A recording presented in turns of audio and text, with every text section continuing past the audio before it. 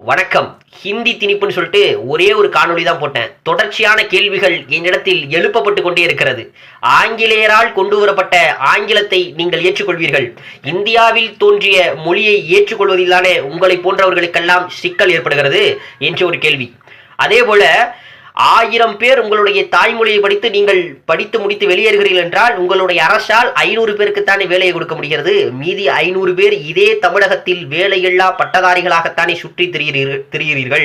அதே நீங்கள் ஹிந்தியை படித்திருந்தால் வடநாட்டிற்கு சென்று ஏதாவது ஒரு பிழைப்பை நடத்தி பிழைத்துக் கொள்ளலாமா இல்லையா என்ற ஒரு கேள்விகளும் என்னிடத்தில் எழுப்பப்பட்டு கொண்டே இருக்கிறது. நான் உங்களுக்கு விளக்கம் கொடுக்கின்றேன். நீங்கள் சொன்னீர்கள் இல்லையா, ஆங்கிலேயரால் கொண்டு வரப்பட்ட ஆங்கிலம் அதை நாங்கள் இன்னும் முழுமையாக கற்று முடிக்கவில்லை.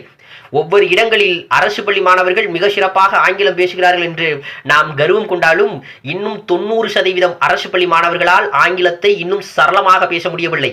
நீங்கள் இதில் 3வது மொழியை திணிக்க வேண்டும் என்று ஆசைப்படுகிறீர்கள். காரணம் என்ன? கிடைக்கக்கூடிய அந்த 500 பேருடைய வேலையையும் தட்டி பறிக்க வேண்டும் என்ற நல்ல எண்ணம் தானே. என்ன சொன்னீர்கள்?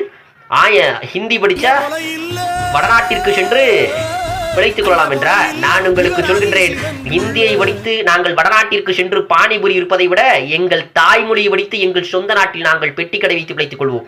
நன்றி.